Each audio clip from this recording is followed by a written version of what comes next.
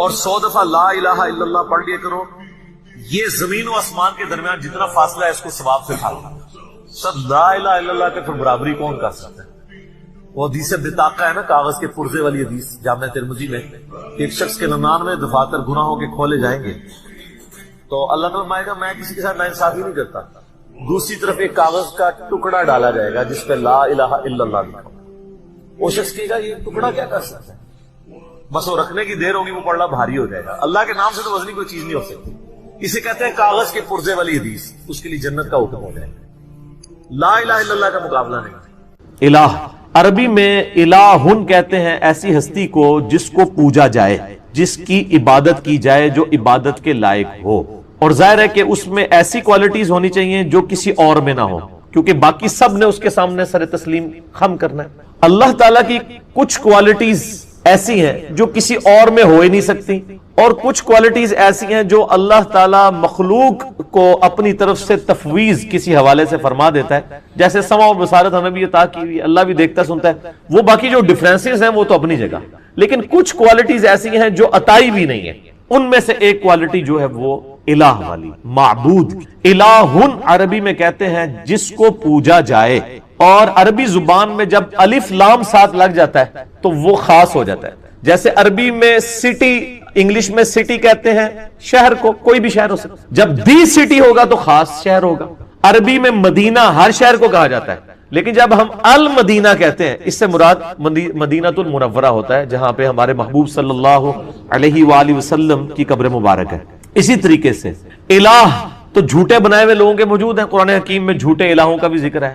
الہ یہی ہے اللہ، اللہ کے جو ورڈ کس طرح بنا ہے الہ، ٹھیک ہے نا، وہ عربی لنگوسٹک کی وجہ سے پھر یہ جڑ کے اللہ بن جاتا ہے، یعنی دی اونلی الہ، جس کو پوجا جائے۔ اور ظاہر ہے اس کی ایسی کوالٹیز ہیں جو کسی اور کی نہیں ہے، اور وہ کوالٹیز کیا ہیں؟ وہ سورۃ الاخلاص میں آئی ہیں۔ قل هو اللہ احد، اے نبی صلی اللہ علیہ وآلہ وسلم فرما دیجئے کہ وہ اللہ ایک ہے، یکتا ہے، یونیک ہے، ایک نہیں ہے بلکہ یکتا ہے، ایسا یونیک کہ اس کے ہم پلے کا کوئی نہیں ہے۔ اللہ الصمد، وہ بے نیاز، اس کو کسی کی پرواہ نہیں ہے، ہاں سب اسی کے اوپر ڈیپینڈنٹ ہے۔ لم یلد ولم یولد، اس نے نہ کسی کو جنا نہ اس سے کوئی جنا گیا، یعنی اللہ تعالیٰ ہمیشہ سے ہے۔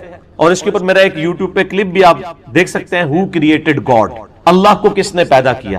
لاکھوں لوگ یوٹیوب پہ لکھ چکے ہیں۔ پروفیسر رچرڈ ڈاکنز نے جو کتاب لکھی تھی The God Delusion، اس میں اس نے جو ایک سوال کیا تھا کہ اللہ کو کس نے پیدا کیا، میں نے اس کا میتھمیٹیکل آنسر دیا ہے، اور اس کے بعد پھر اسی میتھمیٹیکل آنسر کو میں نے بتایا کہ یہی چیز تو سورۃ الاخلاص کے اندر بیان ہوئی ہے۔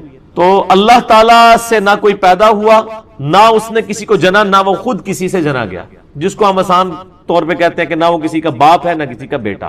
وَلَمْ يَكُنْ لَهُ كُفُوًا أَحَدٌ، اور اس کی ٹکر کا کوئی نہیں ہے، اس کے پائے کا کوئی ہے ہی نہیں ہے۔ تو یہ الہ والی کوالٹی اسی میں ہونی چاہیے جو یہ سورۃ الاخلاص کا جو ٹچ سٹون آف تھیالوجی ہے، توحید کا جو کسوٹی ہے، یہ اس کے اوپر کوئی پورا اترے۔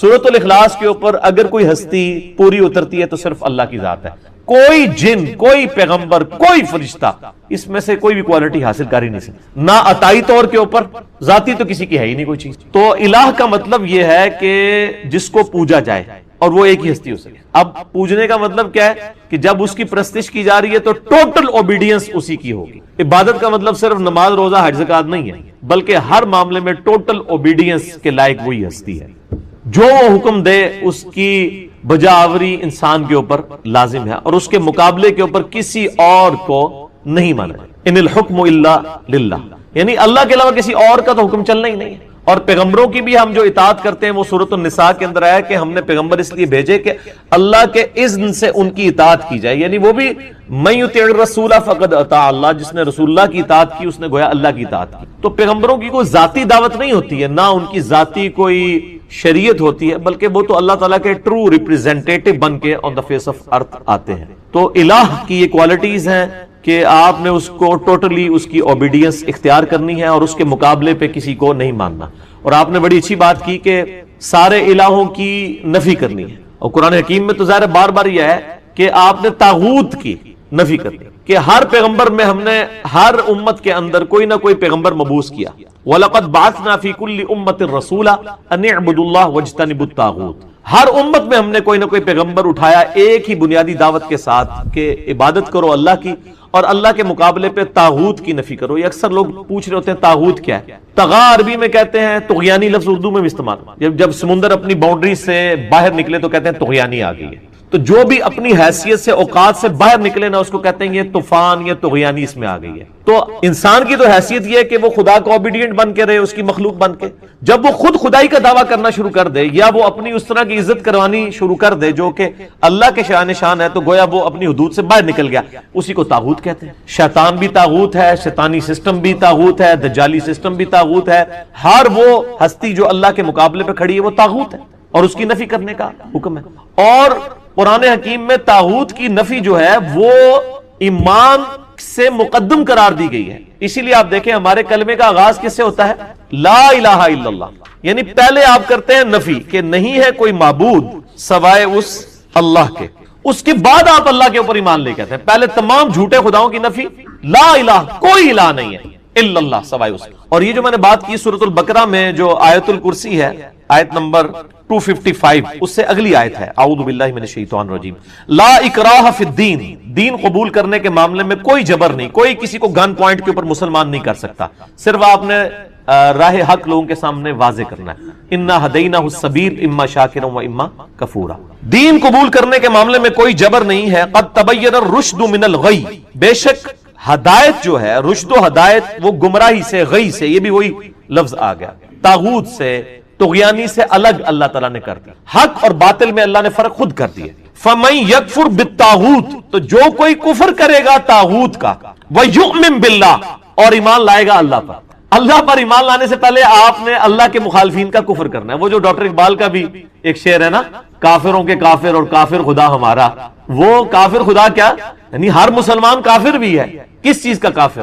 کافر کہتے ہیں عربی میں انکار کرنے والے کو. اللہ کے مقابلے میں جتنے کھڑے ہوئے ہیں ان کا کفر کرتے ہیں ہم, اور کفر پہلے آیا ہے. فَمَن يَكْفُرْ بِالطَّاغُوتِ, جو کوئی کفر اختیار کرے گا طاغوت کا, اللہ کے مخالفین کا, وَيُؤْمِن بِاللَّهِ, اور ایمان لائے گا اللہ پر.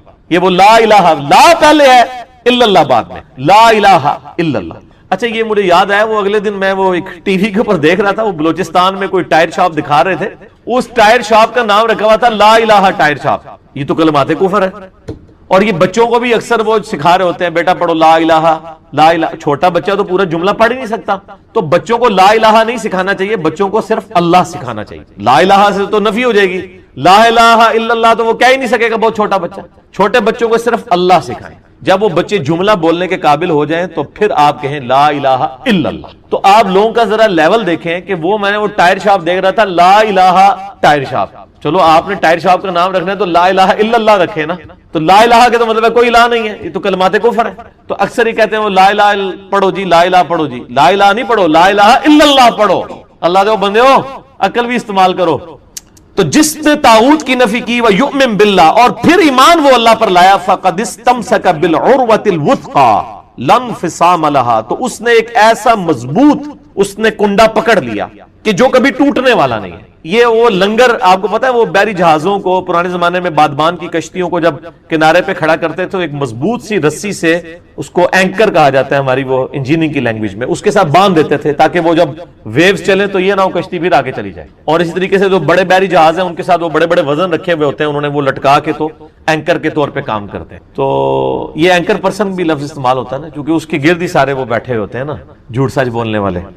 تو لم فسام لہا, وہ ایسا اس نے اینکر پکڑا ہے, وہ ایسی زنجیر پکڑ لی ہے جو کبھی ٹوٹے گی نہیں. کس نے؟ جو طاغوت کی نفی کرے اور اللہ پر ایمان لائے. واللہ سمیع علیم, اور اللہ تعالی سننے والا, علم والا ہے. اللہ ولی الذین آمنوا, اللہ ہے ولی اہل ایمان کا, یخرجہم من الظلمات الی النور, وہ اہل ایمان کو اندھیروں سے نکالتا ہے روشنی کی طرف.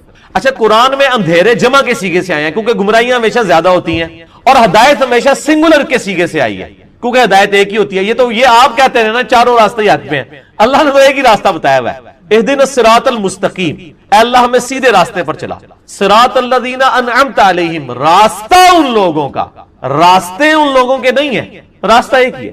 وہ امام کائنات سید الاولین والآخرین شفیع المذنبین رحمت للعالمین سیدنا و مولانا امام اعظم محمد رسول اللہ صلی اللہ علیہ وآلہ وسلم کا مبارک راستہ ہے، راستہ ان لوگوں کا جن پر تیرا انعام ہوا۔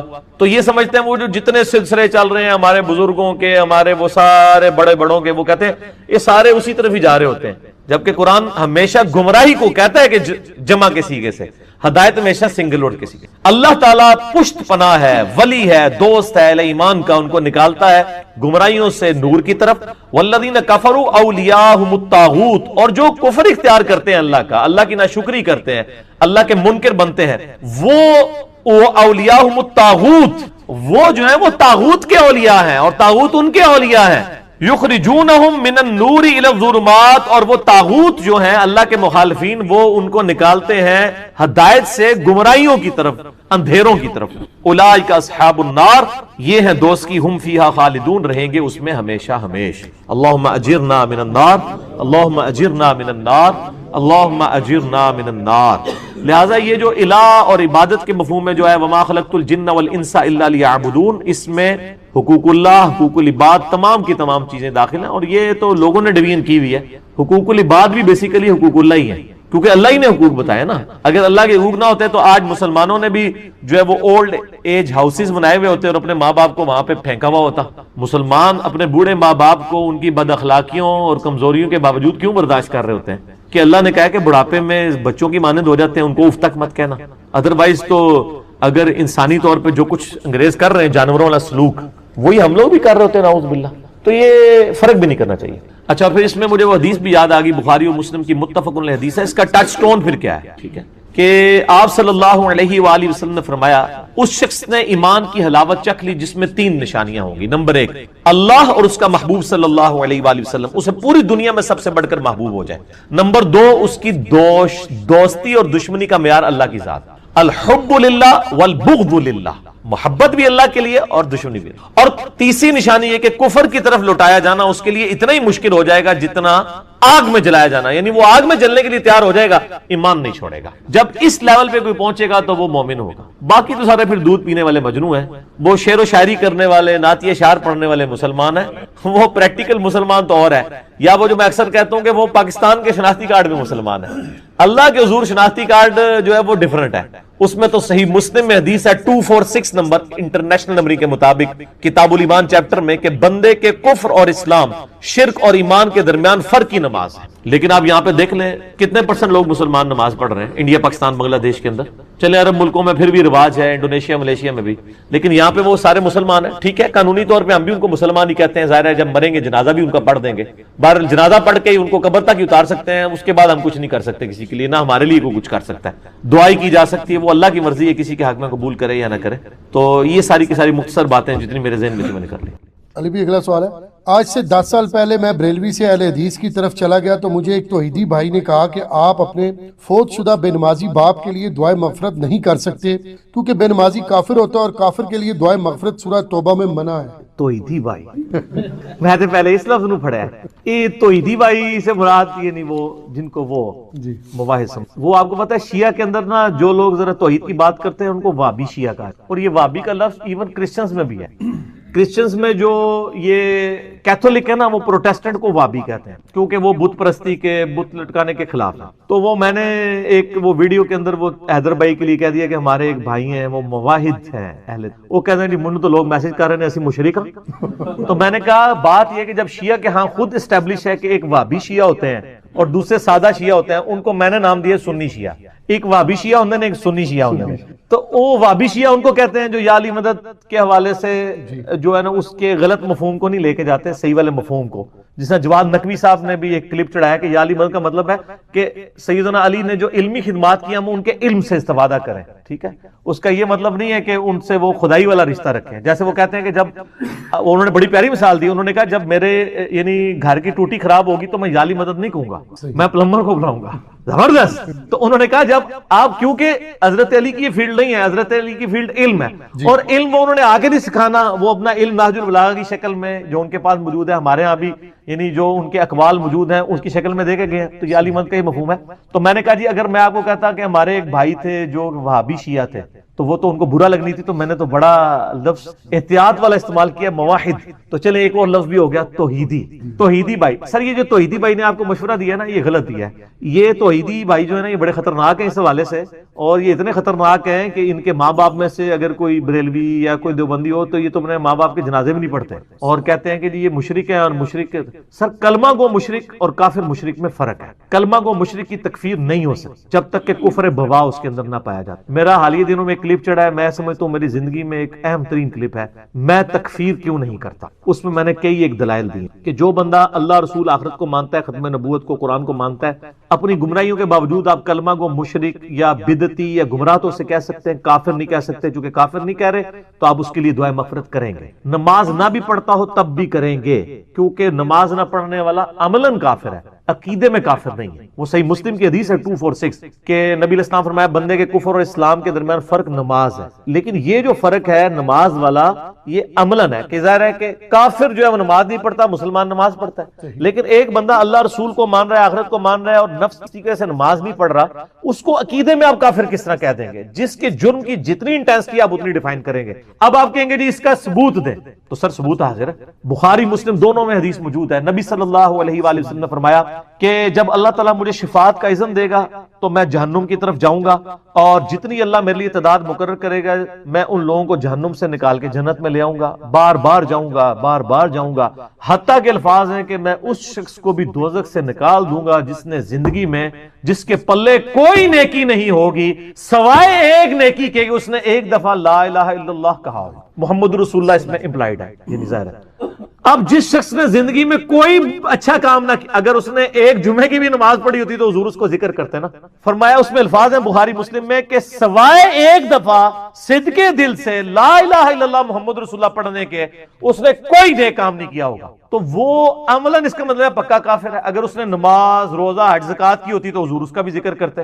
اس میں الفاظ ہیں اس کے علاوہ کچھ نہیں کیا ہوگا تو میں اس کو بھی دوزخ سے نکال دوں. اور سر یہ بھی صحیح حدیث ہے، آپ کو مشکات المصابیح کے اندر بھی حدیث مل جائے گی، ذکر والے چیپٹر کے اندر بالکل صحیح سند کے ساتھ ہے. یہ مختلف کتابوں میں، ابن حبان کے اندر ہے، حاکم کے اندر، اور روایتوں میں کہ نبی صلی اللہ علیہ وآلہ وسلم فرمایا کہ اگر زمین و آسمان ایک پلڑے میں رکھتی ہے اور جتنی اللہ کی مخلوقات ہیں، کیٹاگوریکل ہے سر، اس میں الفاظ ہیں کہ جتنی اللہ نے جو کچھ پیدا کیا ہے نا، سر میں جو گناہ کر رہا ہوں وہ تو اس میں پھر آٹے میں نمک ہوں گے. اللہ تعالیٰ فرما رہے ہیں، اللہ کے نبی علیہ السلام فرما رہے ہیں جتنا کائنات میں اللہ نے مخلوقات پیدا کی ان تمام کو ایک پلڑے میں رکھ دیا جائے اور دوسرے پلڑے میں ایک پرچی جس پہ لا الہ الا اللہ محمد رسول اللہ لکھا ہو تو وہ پلڑا بھاری ہو رہی. حدیث بطاقہ بھی اسے کہتے ہیں، یہ مشہور ہے حدیث بطاقہ.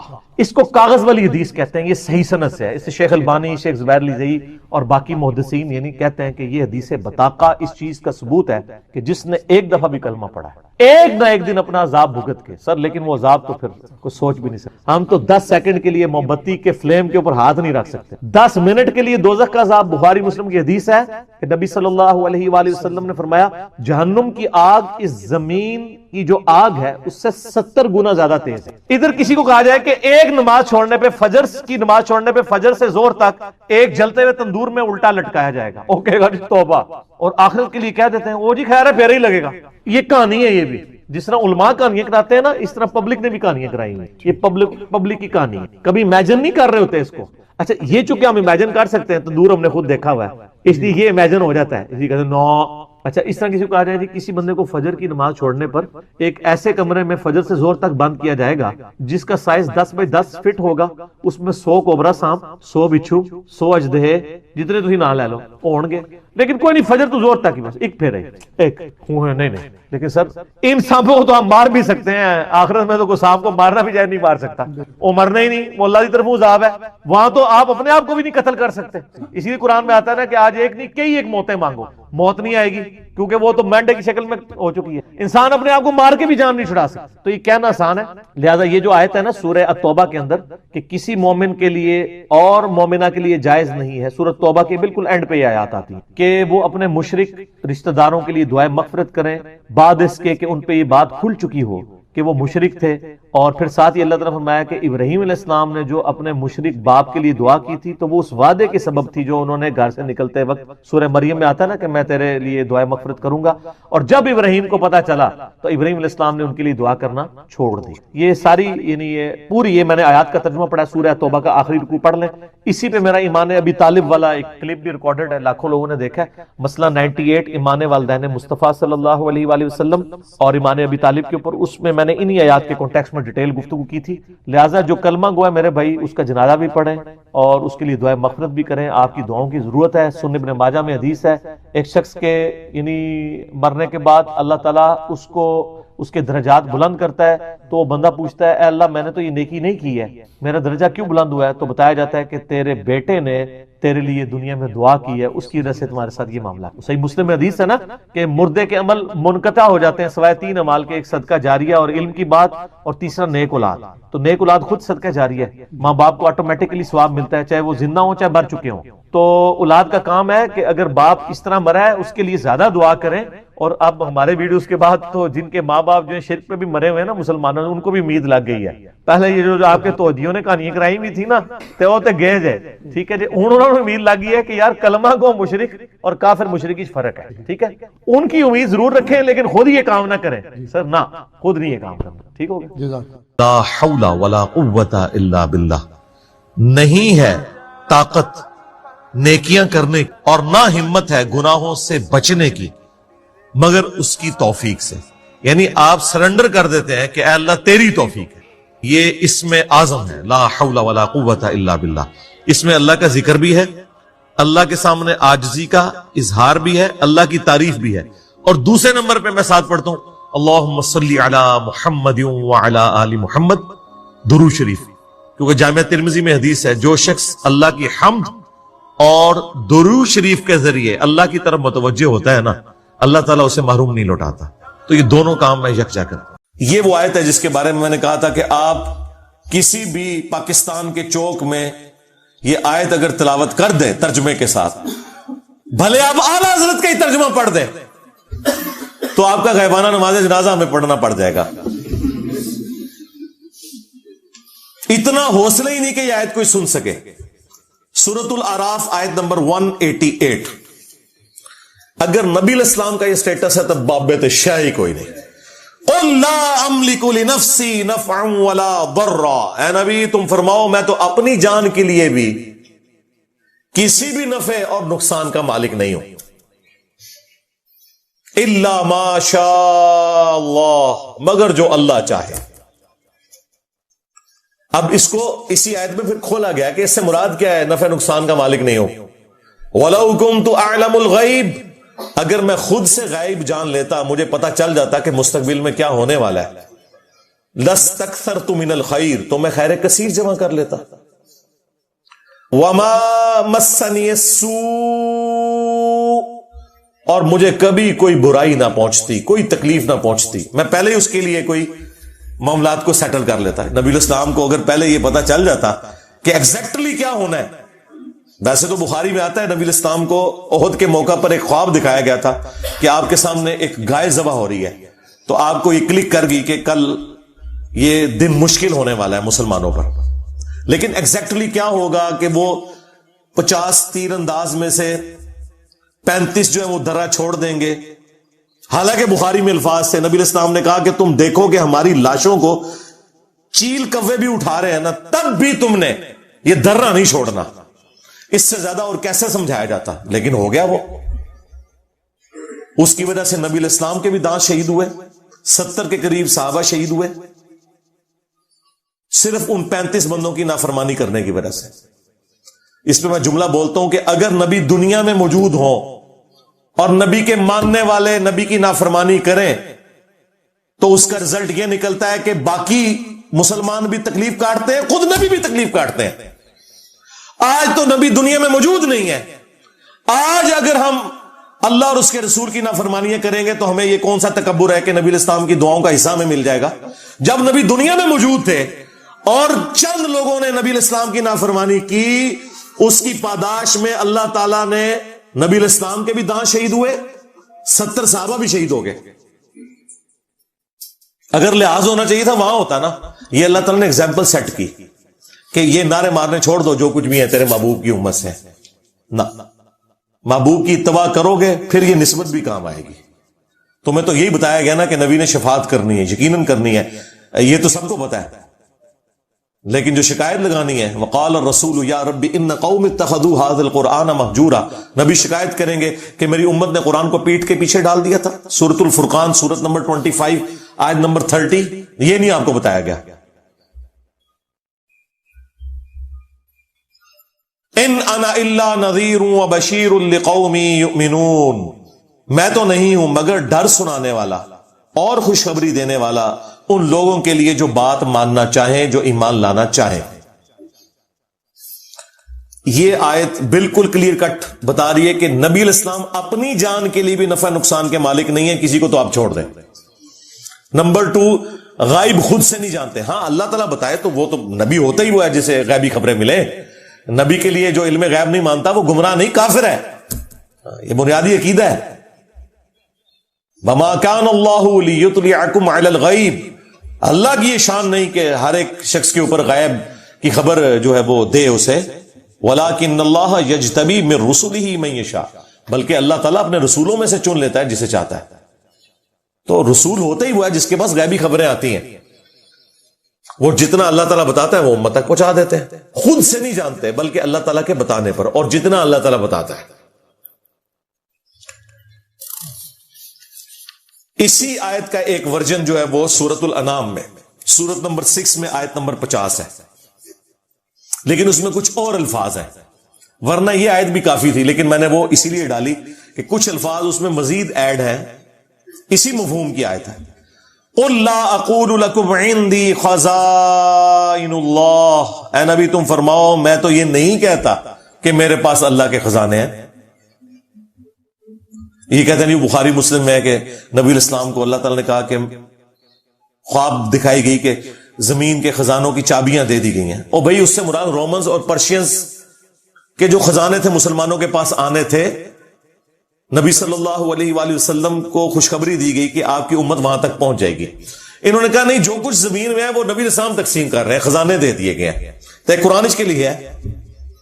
اے نبی تم فرماؤ کہ میں یہ دعویٰ نہیں کرتا کہ میرے پاس اللہ کے کوئی خزانے ہیں.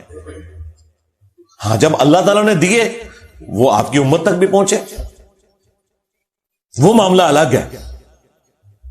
اور جی بخاری مسلم میں حدیث ہے کہ اللہ دیتا ہے میں تقسیم کرتا ہوں. آدھی حدیث بھائی پوری حدیث ہے. اللہ تعالیٰ جس کے ساتھ بھلائی کا ارادہ فرماتا ہے اسے دین کی سمجھ بوجھ عطا فرما دیتا ہے. دیتا اللہ ہے، تقسیم میں کرتا ہوں. یعنی یہ دین جو ہے یہ اللہ تبارک و تعالیٰ نے میرے اوپر نازل کیا، میں تو صرف اس دین کو تمہارے اندر تقسیم کرنے کے لیے آیا ہوں، تمہیں بتانے کے لیے آیا ہوں. یہ اللہ کی مرضی ہے کہ کس کے ساتھ بھلائی کا ارادہ فرمائے. اس پہ امام بخاری نے بھی باقاعدہ باب باندھا ہے کہ اللہ تعالیٰ جس کے ساتھ بھلائی کا ارادہ فرماتا ہے اسے دین کی فکر عطا فرما دیتا ہے. اعلیٰ حضرت نے پورا شعر لکھ دیا، رب ہے معطی یہ ہے قاسم، رزق اس کا ہے کھلاتے ہی ہے. وہ کہتے نہیں، وہ بخاری میں لکھا ہے اللہ دیتا ہے میں تقسیم کرتا ہوں، لہذا یہ کھاتے ہیں تیرے در کا، پیتے ہیں تیرے در کا. اندازہ کریں. اور اب مجھے بتائیں کوئی یہ کہ سرکار غوث اعظم نظر کرم خدارا میرا خالی کا سا بھر دو، اور نسو ادھروں ہے نکلو ادھروں، کیونکہ میرے نبی سا ہے ہی کوئی نہیں، تیرے بابے تھے شاہ ہی کوئی نہیں، بلکہ شاہ ہی کوئی نہیں. ہاں. اب یہ دیکھیں، اے نبی تم فرماؤ میں نہیں کہتا میرے پاس کوئی اللہ کے خزانے ہیں. ولا اعلم الغیب، نہ میرا یہ دعویٰ ہے کہ میں خود غیب جان لیتا ہوں. ہاں جو اللہ وہی کرتا ہے وہ تو بالکل علم غیب کا عقیدہ ہم مانتے ہیں. ولا اقول لکم انی ملک، اور نہ میرا یہ دعویٰ ہے کہ میں فرشتہ ہوں، نوری مخلوق. نور ہے، نور ہدایت ہے. جو نبی علیہ السلام کو نور ہدایت نہ مانے وہ گمراہ ہے. لیکن سپیشی آپ کی بشر ہے. وہ سورہ بنی اسرائیل میں ہے کہ اگر زمین پر فرشتے آباد ہوتے تو فرشتوں میں پیغمبر آتا، چونکہ انسان آباد ہے تو انسانوں میں پیغمبر آئے گا. یہاں پہ بھی آ گیا، میں یہ نہیں کہتا میں فرشتہ ہوں، کوئی میں نوری مخلوق ہوں، میں انسان ہوں.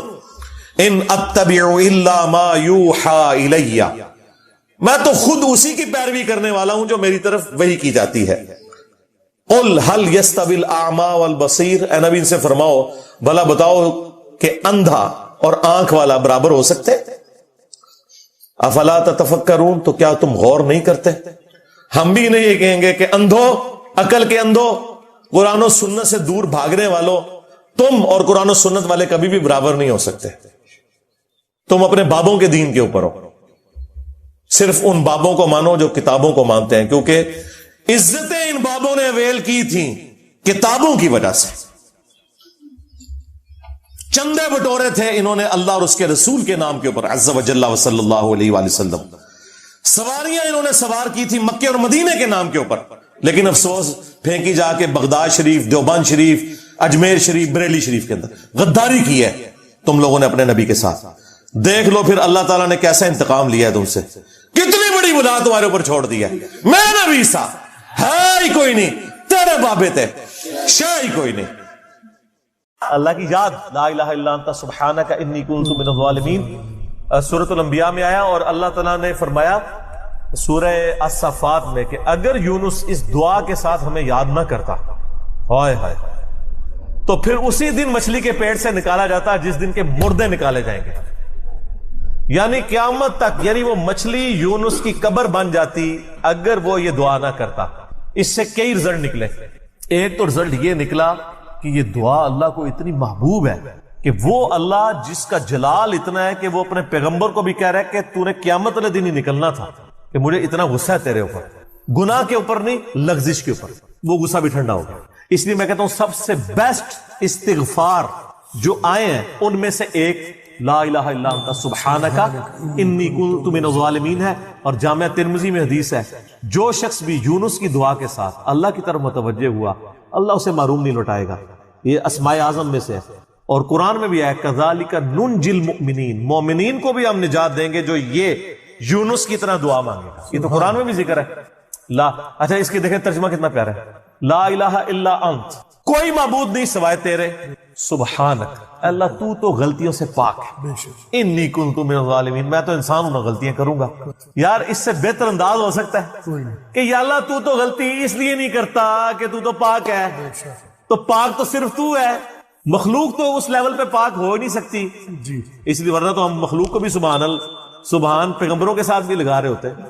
انسان جتنا بھی پرفیکٹ ہو پاک نہیں ہو سکتا. انبیاء کو اللہ نے گناہوں سے پاک کیا ہے، لغزشیں ان سے بھی ہوئی ہیں. حضرت آدم علیہ السلام سے لغزش ہوئی ہے، نوح علیہ السلام نے کافر بیٹے کے لیے دعا کی ہے، موسیٰ علیہ السلام سے بندہ مر گیا، نبی علیہ السلام کی 4 لغزشیں قرآن میں ذکر ہوئی ہیں.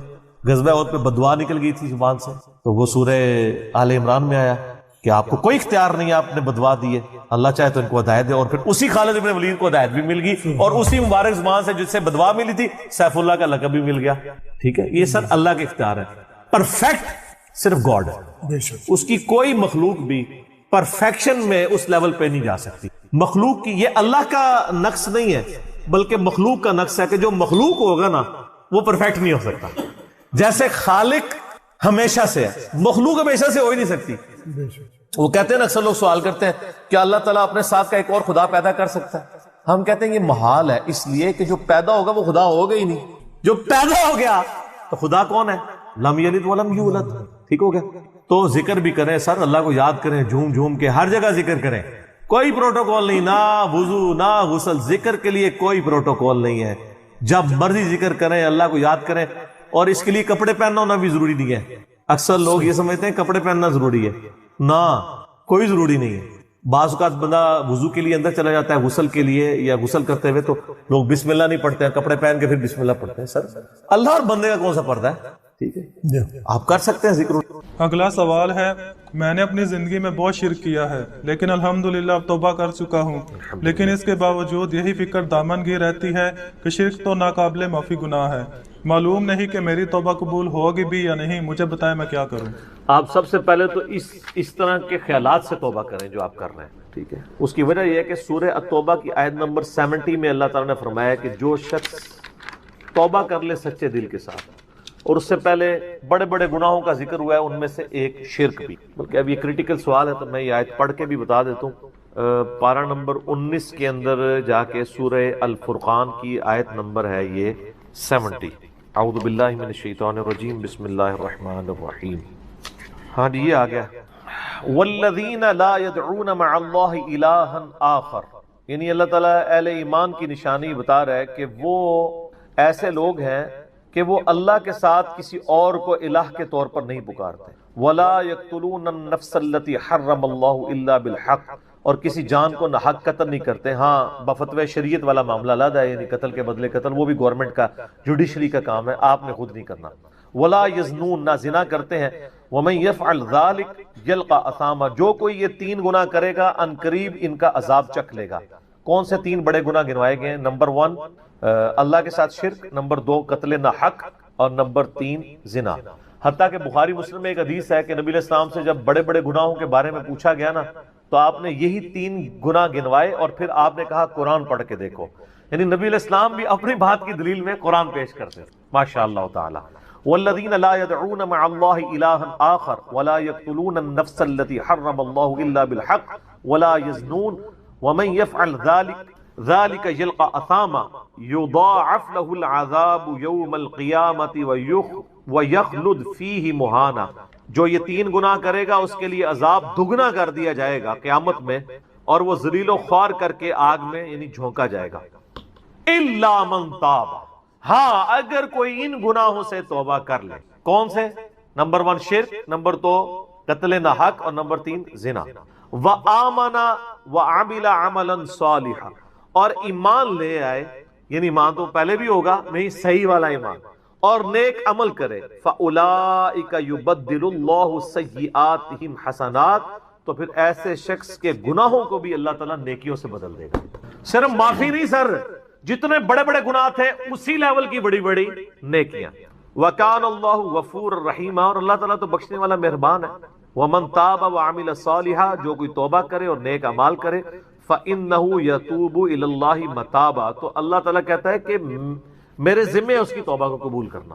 یعنی اللہ تعالیٰ نے اپنے اوپر خود سے واجب کیا، حالانکہ اللہ تعالیٰ کسی چیز کا پابند نہیں ہے کہ جو میری طرف رجوع لائے گا میں اسے ضرور معاف کروں. تو اگر کسی شخص کو اس طرح کا وہم آتا ہے نا، اور یہ وہم اس لیے بھی آ رہا ہوتا ہے، بعض اوقات لوگ یعنی اس کا ترجمہ کرتے ہوئے بالکل لفظی ترجمہ کر رہے ہوتے ہیں.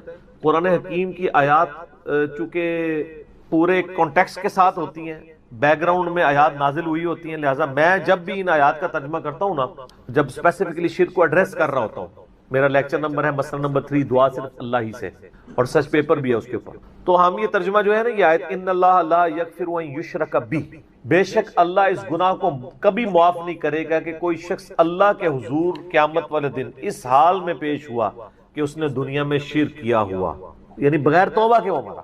وَيَغْفِرُ مَا دُونَ ذَلِكَ لِمَن یشاء، اور شرک کے علاوہ ہر گناہ معاف کر دے گا، وہ بھی اوپن لائسنس نہیں، جس کے لیے چاہے گا. یعنی جو شخص شرک سے توبہ کیے بغیر گیا نا، اس کی تو توبہ ہے ہی نہیں قیامت. ہاں دنیا میں کر گیا وہ معاملہ علیحدہ ہے، قیامت میں اللہ سے اس حال میں ملا کہ اس نے دنیا میں شرک کیا ہوا اور توبہ نہیں کی، تو اللہ تعالیٰ اس کا گناہ معاف نہیں کرے. وَمَن يُشْرِكْ بِاللَّهِ فَقَدْ ضَلَّ ضَلَالًا بَعِيدًا، جو کوئی شرک کرتا ہے وہ گمراہی میں دور جا پڑا. وَلِعَوْذُ بِاللَّهِ تَعَالَى. دنیا میں تو میرے بھائی جامعہ ترمذی میں حدیث ہے، نبی علیہ السلام نے فرمایا موت کے غرغرے سے پہلے اللہ تعالیٰ توبہ قبول کرے. موت کے غرغرے سے مراد ہے نزع کا عالم طاری ہونے سے پہلے. جب کسی کو موت نظر آ گئی نا، اب وہ توبہ نہیں کر سکتا. تو قرآن حکیم میں ہے نا، فرعون جب ڈوبنے لگا تھا تو اس نے کیا کہا تھا، میں ہارون اور موسیٰ کے رب پر ایمان لاتا ہوں، بنی اسرائیل کے رب پہ. تو اللہ تعالیٰ نے کیا فرمایا تھا، الآن، اب لایا ایمان. حالانکہ ایمان تو لے آیا تھا، وہ غرغرہ تو وہ لے ہی رہا تھا نا، غوطہ تو کھا رہا تھا نا. تو موت کے غرغرے سے مراد ہے نزع کا عالم طاری ہونے سے پہلے. اور اس میں ایک پوائنٹ کئی دفعہ ہائی لائٹ کر چکا ہوں، یہاں پہ بھی کر دوں. اگر آپ کو کسی شخص کے بارے میں یہ پتا چل جائے نا کہ اس کو لا علاج بیماری لگ چکی اور وہ اب کچھ عرصے میں ایکسپائر ہو جائے گا، جیسے کینسر ہے، یعنی ہم نے یہ لرن کر لیا نا کہ کینسر جب 3rd سٹیج کے اوپر پہنچ جاتا ہے تو وہ انسان بچتا نہیں.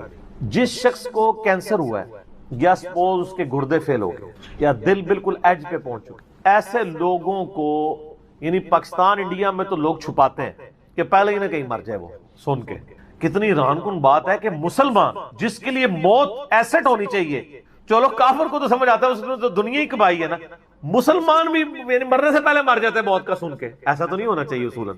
اور یہ ٹانٹ اللہ نے قرآن پاک میں یہودیوں کو دی ہے سورہ جمعہ کے اندر، کہ کہتے ہیں نا اللہ کے بڑے چہیتے ہیں، ان کو کہو کہ تم موت کی تمنا کرو اگر تم سچے ہو.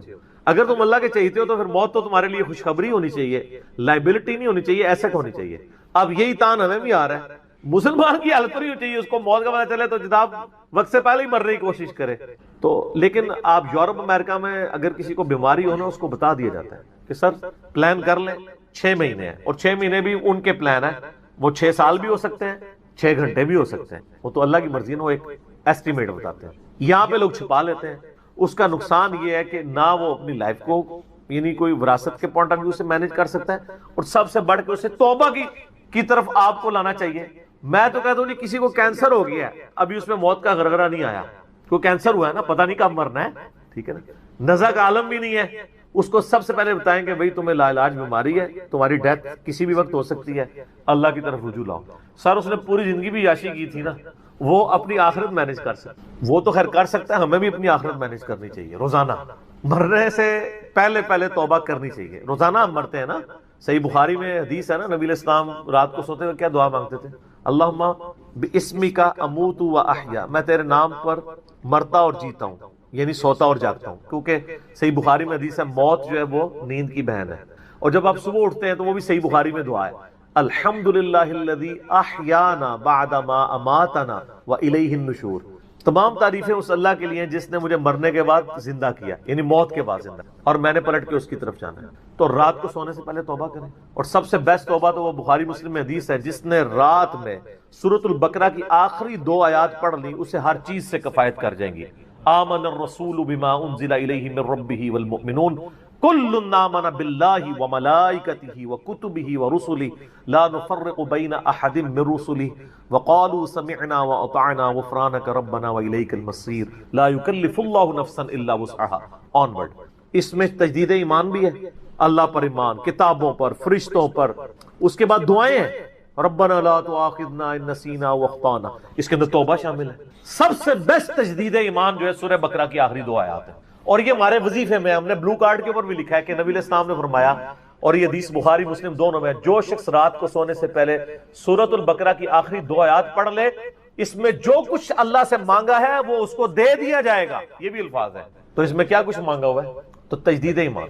پھر صحیح بخاری میں حدیث ہے کہ نبی علیہ السلام فرمایا جو صبح یقین کے ساتھ 1 دفعہ پڑھ لے سید الاستغفار, اور شام سے پہلے اگر مر گیا سیدھا جنت میں جائے گا. اور اگر شام کو پڑھ لیا پورے یقین کے ساتھ, یقین سے مراد ہے کہ باقی توبہ کا اس کا ارادہ ہوا, صبح سے پہلے مر گیا سیدھا جنت. اللہم انت ربی لا الہ الا انت خلقتنی وانا عبدک وانا علی عہدک ووعدک ما استطعت اعوذ بک من شر ما صنعت ابوء لک بنعمتک علی وابوء بذنبی فاغفر لی فانہ لا یغفر الذنوب الا انت. یہ سید الاستغفار ہے. تو یہ وہ ہے توبہ جو روزانہ کرنی چاہیے, نزع سے پہلے, یعنی صبح پہ پڑھے شام کو پڑھے. بلکہ مسند البزار میں صحیح سند کے ساتھ ہے کہ نبی صلی اللہ علیہ وآلہ وسلم ہر فرض نماز کے بعد بھی سید الاستغفار پڑھتے ہیں. ہر فرض نماز کے بعد ایک تو ہم پڑھتے ہیں نا اللہ اکبر استغفر اللہ استغفر اللہ استغفر اللہ اللہم انت السلام منک السلام تبارک یا ذا الجلال والاکرام. اس کے بعد آپ سید الاستغفار آیت الکرسی بھی پڑھیں. آیت الکرسی کے بارے میں بھی آیا ہے سنن نسائی الکبریٰ کے اندر صحیح سند کے ساتھ, ہم نے گرین کارڈ میں ڈالا ہے کہ جو شخص آیت الکرسی فرض نماز کے فوراً بعد پڑھے گا مرتے ہی جنت میں جائے گا. لیکن نماز پڑھے گا, خالی آیت الکرسی نہیں, نماز کے فوراً بعد, تو نماز بھی اس کو پڑھنی چاہیے. تو اس طرح یعنی تجدید ایمان والا یہ معاملہ بھی کرنا چاہیے, اور یہ وہم ہی نہیں بننا چاہیے کہ اللہ تعالیٰ معاف نہیں کرے گا. صحیح بخاری اور مسلم دونوں میں حدیث ہے کہ میں اپنے بندے کے گمان کے قریب ہوں, جو بندہ میرے لیے گمان کرتا ہے میں ویسا ہوں اس کے. جو شخص کہتا ہے اللہ مجھے معاف نہیں کرے گا تو اس کو واقعی اللہ معاف نہیں, اور جو کہے گا کہ اللہ تعالیٰ مجھے معاف کر دے گا اسے اللہ معاف کر. تو انشاءاللہ تعالیٰ یہ کبھی ایسا نہیں کرنا چاہیے اللہ تعالیٰ سے نا امیدی والا معاملہ. آپ اپنے رب کے وعدوں پر, نبی صلی اللہ علیہ وسلم کے وعدوں پر یقین رکھیں کہ جس شخص نے سچے دل سے توبہ کی ہے اس کی نہ صرف توبہ قبول ہوگی سورۃ الفرقان آیت نمبر 70 کے تحت, بلکہ اس کے گناہوں کو بھی نیکیوں سے بدل دیا جائے گا. تو اللہ تعالیٰ رجوع لانے والوں کو پسند فرماتا ہے, بار بار رجوع لاتے رہنا چاہیے. اللہ تعالیٰ سے اپنے آپ کو آزاد نہیں کرنا چاہیے. نیکی کی ہو یا نہ کی ہو, گناہ کیا ہو یا نہیں کیا, یہ علیحدہ سے بات ہے. نبی علیہ السلام سے بڑھ کر کون نیک ہو سکتا ہے؟ صحیح بخاری میں حدیث ہے کہ میں بھی روزانہ 70 سے زیادہ دفعہ اپنے رب کی طرف استغفار لے کے آتا ہوں, استغفر اللہ و اتوب الیہ, نبی علیہ السلام. اور یہ 70 کا عدد آپ نے کثرت کے لیے بولا ہے. عربی میں 70 کا مطلب 70 ڈیجٹ نہیں ہوتا. 70 کا مطلب 1000 دفعہ بھی ہو سکتا ہے, 10,000 دفعہ بھی ہو سکتا ہے, 100 دفعہ بھی ہو سکتا ہے. کثرت کے لیے بولا جاتا ہے. تو استغفار تو بندے کی ضرورت ہے, یہ اللہ سے ایک نیکی ہے, اور ہر چیز کے ساتھ استغفار اٹیچ ہے. آپ دیکھیں کہ محفل سے اٹھنے کی جو دعا ہے اس میں استغفار ہے، سبحانک اللہم و بحمدک اشہد ان لا الہ الا انت استغفرک و اتوب الیک، سنن نسائی میں حدیث ہے۔ پھر سنن نسائی الکبریٰ میں حدیث ہے کہ نبی علیہ السلام وضو کے بعد بھی یہ دعا پڑھتے تھے، سبحانک اللہم و بحمدک اشہد ان لا الہ الا انت استغفرک و اتوب الیک، اور فرمایا یہ پڑھ لو تو یہ اللہ تعالیٰ قیامت کے دن تک کے لیے اس کو سنبھال کے رکھ دے گا، تمہیں اس کے عوض نیکیاں ملیں گی، ٹھیک ہے نا۔ تو رجوع اللہ، استغفار، ہر وقت اللہ کی طرف رجوع لاتے رہنا۔ اور سب سے بیسٹ یہ ہے کہ نماز کے تشہد کی آخری جو دعائیں والا پورشن ہے نا اس میں استغفار مانگیں، کیونکہ صحیح بخاری میں حدیث ہے جب درود شریف تشہد میں پڑھ چکو اس کے بعد جو چاہو اپنے رب سے مانگو، سجدوں میں بھی مانگیں۔ صحیح مسلم میں حدیث ہے سجدے میں انسان اپنے رب کے سب سے زیادہ قریب ہوتا ہے، تم خوب رب سے دعائیں مانگا کرو۔ اور نبی علیہ السلام نے دعا بھی سکھا دی، بخاری اور مسلم دونوں میں ہے کہ نبی علیہ السلام رکوع اور سجدے میں پڑھتے تھے سبحانک اللہم و بحمدک اللہم اغفر لی، یہ ہمارے وہ اذکار میں لکھا نا سبحانک اللہم و بحمدک اللہم اغفر لی، تو اس میں دعا ہی ہے۔ پھر دو سجدوں کے درمیان میں رب اغفر لی رب اغفر لی ہے۔ سر استغفار تو ہر جگہ ہی چل رہا ہوتا ہے، تو اللہ کی طرف رجوع لائے اور اللہ سے امید رکھیں۔ دنیا میں کسی نے توبہ کر لی تو موجہ ہی موجہ، یہ آخرت کے لیے معاملہ ہے۔ تو شرک، یار آپ نے کیا شرک کیا ہوگا جو صحابہ کرام نے قبول ایمان سے پہلے کیا؟ سر صحیح مسلم میں حدیث ہے 321 نمبر، میں نے کربلا والے ریسرچ پیپر میں ڈالی، بڑی لمبی حدیث ہے۔ عمر بن عاص رضی اللہ تعالیٰ عنہ کہتے ہیں کہ جب مجھے یہ اندازہ ہوا کہ اب نبی علیہ السلام یعنی غلبہ پائیں گے، یعنی اللہ نے ان کا سینہ اسلام کے لیے کھول دیا، اسلام قبول کرنے کے لیے نبی صلی اللہ علیہ وآلہ وسلم کی خدمت میں حاضر ہوئے، تو خود ہی بتاتے ہیں، اور انہوں نے اپنے نزع کے عالم میں موت کے وقت میں اپنے بیٹے کو، بڑی لمبی بڑی رکت انگیز حدیث ہے، میرا یوٹیوب پہ کلپ بھی ہے، عمر بن عاص کی موت کے وقت اشک بار آنکھوں سے سننے والی۔ تو خیر اس میں یہ بھی الفاظ ہیں، کہتے ہیں جب میں نبی صلی اللہ علیہ وسلم کے پاس ایمان لانے کے لیے گیا نا تو نبی علیہ السلام نے اپنا دایاں ہاتھ آگے بڑھایا بیعت کرنے، تو کہتے ہیں میں نے دایاں ہاتھ بڑھایا لیکن حضور کے ہاتھوں میں ہاتھ دینے سے پہلے ہی کھیں، میں نے کہا یا رسول اللہ پہلے مجھے گارنٹی دیں کہ میں نے جو کچھ اسلام کے خلاف سازشیں کی ہیں پچھلے 19 سال میں، اسلام کے آنے کے بعد 19 سال تک اسلام کے خلاف یہ اور خالد ابن ولید دونوں، یہ دونوں کٹھے مسلمان ہوئے تھے ایک ہی دن ایک ہی وقت میں، 19 سال۔ پھر اسلام کی حالت میں انہیں 19 سال نہیں ملے ہیں حضرت خالد ابن ولید، کفر میں ملے ہیں، اسلام میں تھوڑا وقت ملا۔ تو حضرت عمر بن عاص کہتے ہیں میں نے ہاتھ کھینچ لیا، میں نے کہا یا رسول اللہ پہلے گارنٹی دے میرے سارے گناہ معاف ہوں۔ تو آپ صلی اللہ علیہ وسلم نے فرمایا کہ اے عمر، کیا تجھے نہیں پتا کہ اسلام پچھلے کے سارے گناہوں کو معاف کر دیتا ہے، اور اللہ کی راہ میں ہجرت پچھلے کے سارے گناہوں کو معاف کر دیتی ہے، اور حج مبرور پچھلے کے سارے گناہوں کو معاف کر۔ تو یہ اسلام لے کر آنا کتنی بڑی دولت ہے۔ تو یہ تجدید ایمان کرنا، کلمہ پڑھ کے یہ اپنا تجدید ایمان والا معاملہ بھی کرتے رہنا چاہیے، یہ بھی ایک توبہ کا ذریعہ ہے۔ اللہ سے امید رکھیں، اللہ کو اصل میں باغی پسند نہیں ہے، جو گناہ کر کے توبہ کر لیتے ہیں نا وہ اللہ کو بڑے پسند ہیں، اتنے پسند ہیں کہ ایک بڑی عجیب و غریب روایت ہے صحیح بخاری اور مسلم میں، صحیح مسلم میں ذرا زیادہ ڈیٹیل ہے کہ نبی علیہ السلام فرماتے ہیں اگر تم گناہ کرنا چھوڑ دو گے تو اللہ تعالیٰ تمہیں ختم کر دے گا، اور ایسی مخلوق لے کے آئے گا کہ جو گناہ کرتی ہو اور اللہ ان کو معاف کر کے خوشی محسوس کرے۔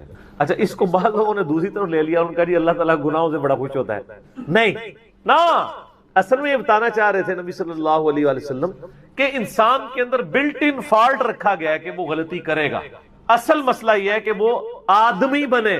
آدم نے اپنی غلطی کو جسٹیفائی کیا نہیں، جب غلطی کی تو کیا کہا ربنا ظلمنا انفسنا وان لم تغفر لنا وترحمنا لنکونن من الخاسرین، معاف کر دیا اللہ نے۔ شیطان نے اپنی غلطی کی جسٹیفیکیشن دینا شروع کر دی، میں ایسے بہتر ہوں، تو نے اس کو مٹی سے بنایا، مجھے آگ سے بنایا ہے، میں اس کو کیسے سجدہ کروں۔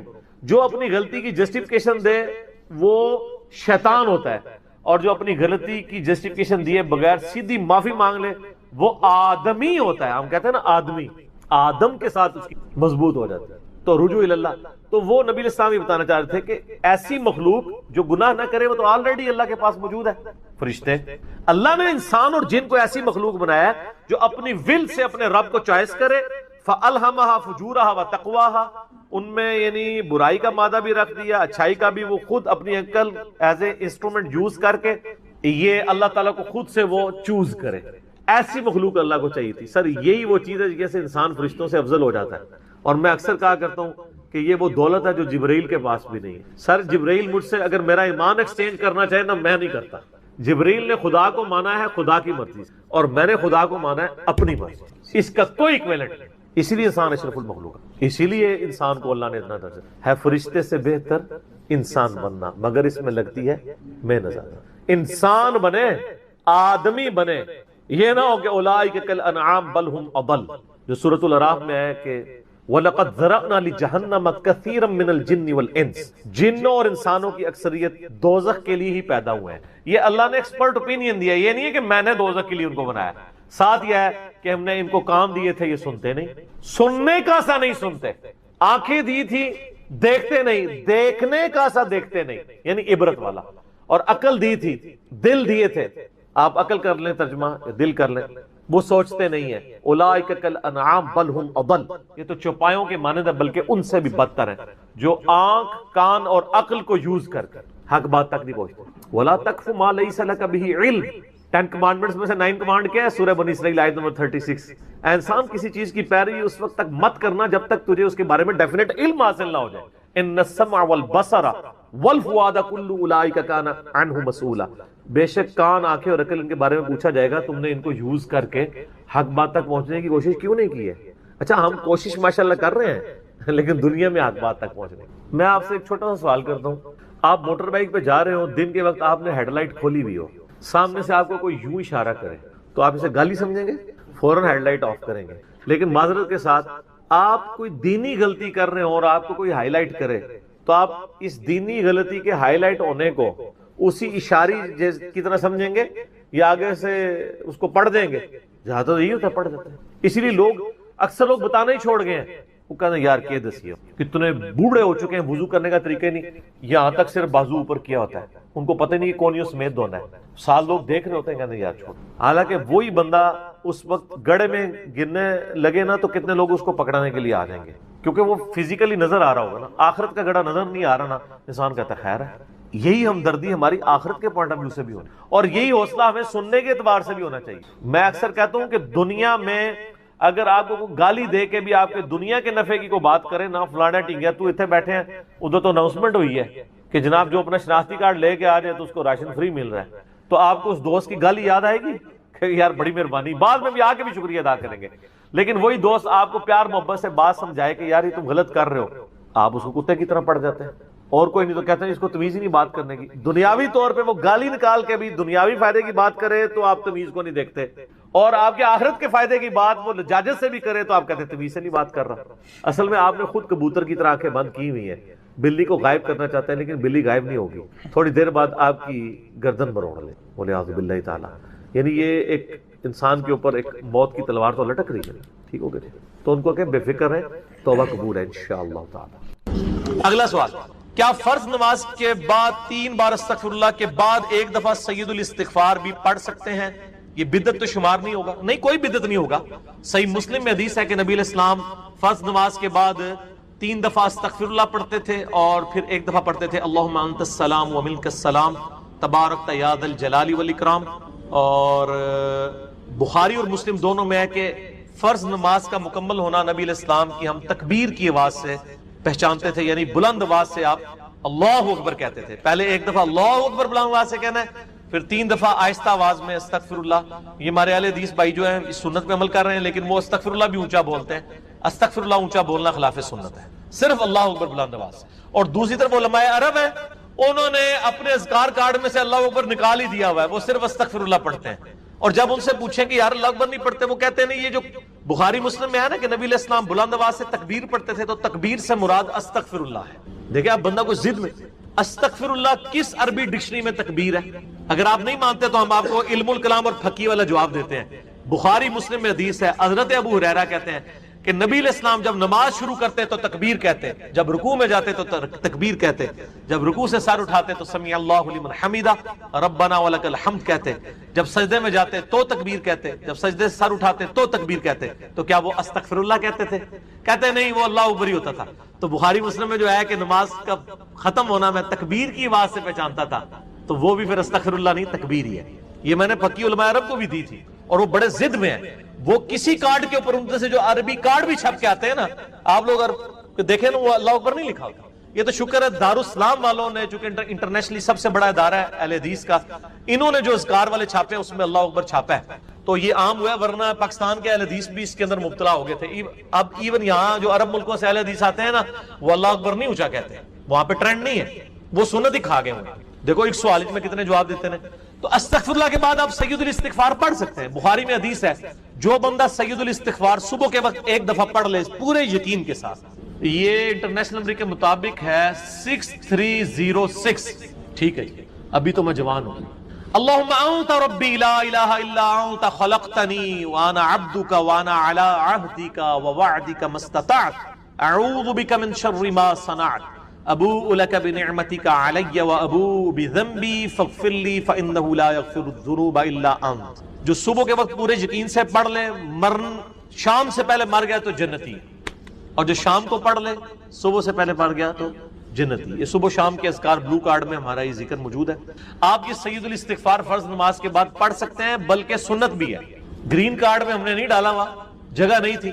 مسند البزار میں صحیح سند کے ساتھ یہ حدیث موجود ہے کہ نبی علیہ السلام فرض نماز کے بعد بھی ایک دفعہ سید الاستغفار پڑھتے تھے. تو نہ صرف یہ جائز ہے بلکہ سنت ہے. اور میں الحمدللہ فرض نماز کے بعد جو آیت الکرسی کا وظیفہ ہے, باقی اذکار ہیں, تو میں سید الاستغفار ہر فرض نماز کے بعد پڑھتا ہوں, کیونکہ نبی علیہ السلام کی سنت تھی سید الاستغفار بھی, اور 3 دفعہ استغفر اللہ لادا سے, اور اللہم انت السلام منک السلام, اور باقی اذکار. اور یہ تو میں صرف سمجھانے کے لیے کہہ رہا ہوں, یہ تو آپ گن بھی نہیں سکتے. قرآن پاک میں اللہ تعالیٰ نے فرمایا نا کہ اللہ کی نعمتیں اتنی زیادہ ہیں کہ تم انہیں شمار کرنا چاہو تو شمار بھی نہیں کر سکتے. تو وہاں سے اللہ تمہیں رزق دے گا, تمہیں گمان بھی نہیں. اب رزق کے لیے ضروری نہیں ہے کہ آپ کے پاس مال و دولت اور آپ کے ایسٹس بڑھ جائیں. یہ بھی اللہ تعالیٰ کا بہت بڑا رزق ہے کہ آپ کے پاس جو تھوڑے بہت ایسٹس ہیں وہ سلامت ہیں. کسی ایک میڈیکل کیس کسی گھر کے اندر 1 کروڑ پڑتی بندے کو بھی لا کے زیرو پہ کھڑا کر سکتے. آپ کی زندگی میں کئی ایسے کیسز ہوئے ہوں گے, جدادیں تک بک جاتی ہیں. اور مجھے واصف علی واصف صاحب کی بات یاد آ گئی. وہ کہتے ہیں میں وہ مسجد میں بیٹھا ہوا تھا تو ایک بندے کو میں نے دیکھا کہ وہ دعا مانگ رہا ہے کہ یا اللہ 25 سال پہلے جو میں نے دعا تجھ سے کی تھی وہ واپس لے لے, بس یہ دعا کر رہا ہے. کہتے ہیں وہ فارغ ہوا تو میں نے اس سے پوچھا کیا ہوا. اس نے کہا جی 25 سال پہلے میں نے اللہ سے رو رو کے ایک بیٹا مانگا تھا, میری بیٹی ہی تھی صرف, اور وہ بیٹا میرے گاٹے فٹ ہو گیا, یعنی وہ نشے میں مبتلا ہو گیا, سارا گھر کا مال اس نے بیچ دیا, مجھے کنگال کر دیا. تو میں اللہ سے کہہ رہا ہوں یا اللہ یہ اولاد واپس ہی لے لے. تو یہ بھی تو ہو سکتا ہے. سورہ توبہ میں آتا ہے, اللہ تعالیٰ ماتا ہے اپنے جو فاسق و فاجر لوگوں کے بارے میں کہ اللہ تعالیٰ چاہتا ہے کہ ان کی اولاد کو ہی ان کے لیے عذاب بنا, اولاد بھی عذاب بن سکتی. اس لیے میں دعا کیا سکھائی گئی ہے, ربنا حب لنا من ازواجنا وذریاتنا قرۃ اعین واجعلنا للمتقین اماما. اے اللہ ہماری بیویوں اور ہماری اولاد میں آنکھوں کی ٹھنڈک بنا اور ہمیں پرہیزگاروں کا امام بنا, ہماری آنے والی نسلیں پرہیزگار ہوں, ورنہ یہ تو مصیبت بھی گلے پڑ سکتی. تو ایک میڈیکل کیس آپ کو کہاں سے کہاں لے کے جا سکتے, ایک بچے کا نافرمان ہونا آپ کو کہاں سے کہاں لے کے جا سکتے. اور اس سے بڑی ناکامی تو آخرت کی ناکامی ہے. ایسا بچہ بھی ہو سکتا ہے کہ جو آپ کی دنیا تو برباد نہ کرے لیکن آخرت برباد کر دے, اس کی وجہ سے آپ گناہوں میں مبتلا ہو جائے. تو یہ بھی رزق کی ایک فارم ہے. رزق صرف یہ نہیں ہے کہ آپ کے لیے مال پانی کھل جائے, بلکہ مال سبسسٹنس لیول پہ بھی موجود ہے, لیکن آپ کو کوئی ایسی تکلیف نہیں آ رہی کہ جس کی وجہ سے آپ کا مال نہیں نکل رہا. ورنہ ایک بندہ 10 لاکھ روپے مہینے کا کماتا ہے اور 9 لاکھ روپے اس کا نکل جاتا ہے, کیا فرق پڑا اس کو, اس نے کون سا ایسٹ بنا لیا. اور جو اذیت گزار رہا ہے وہ اولاد اس کو تو کوئی سوچ بھی نہیں سکتا, جو ذہنی ٹینشن ہے. صحیح بخاری مسلم میں حدیث ہے, نبی علیہ السلام فرمایا ہمیشہ اپنے سے نچلے لوگوں کو دیکھو تو تمہیں یوں اللہ تعالیٰ کی نعمتوں پر صبر نصیب ہوگا اور قناعت نصیب, اوپر نہ دیکھو. اور پھر بخاری مسلم میں یہ حدیث ہے